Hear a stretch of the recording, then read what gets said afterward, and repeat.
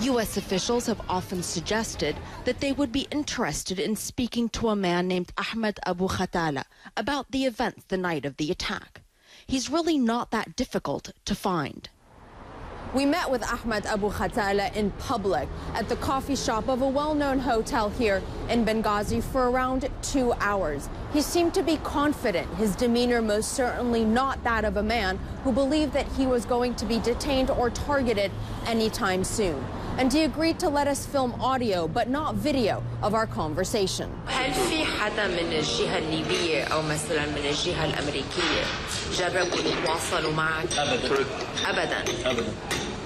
يعني ما في ولا مسؤول ليبي ولا مسؤول أمريكي جرب يتواصل معك ويقول لك؟ فريق التحقيق اللي جاء بنغازي ما حاولوش حتى محاولة اتصال.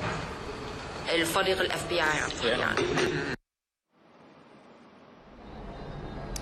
Part of the documentary returned to Benghazi. Oh, how easy was it for you to track him down? Pretty easy, Becky. This is not a man who is in hiding. And of course, we're not the only ones who spoke to him. There have been a number of print outlets, including the New York Times, that have interviewed him in the 10, 11 months since that attack took place. His demeanor was fairly confident. He arrived at that location with an entourage of around half a dozen members of one of the Islamist units that is in fact part of the Libyan security forces. So this is a man whose whereabouts most certainly are known, at the very least, to the Libyans. He himself said that he has a very close relationship with a number of Libyan commanders. So, of course, it begs the question that why has he not been spoken to just yet? If not being directly accused of being involved in the attack, at the very least, he doesn't deny being on the premises. He most certainly is a key witness to what took place that night, Becky.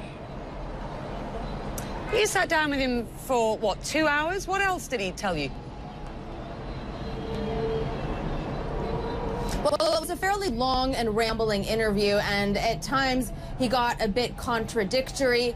At times he was friendly, at times he got irritated with the directions our line of questioning was taking, at one point accusing us of actually interrogating him. We were trying to nail down specific details. He says he's not entirely sure what time he arrived on scene, said that he went after a Libyan commander who was there, called him up asking him for help because some of this Libyan commander's men were trying to extract themselves from the situation itself. He says that when he first arrived, he saw men carrying rocket-propelled grenades, medium weapons, guns, but that he wasn't able to enter the premises. He had to stay on the perimeter because of the intensity of the gunfire. He says that when he finally managed to enter the compound, and this is where his narrative is a bit odd. He says everyone had already evacuated, but he saw no signs of any buildings being on fire. He also claimed that he believes that Ambassador Stevens is suffocated because he himself was trying to burn sensitive documents. And he, of course, denied that he had any sort of direct involvement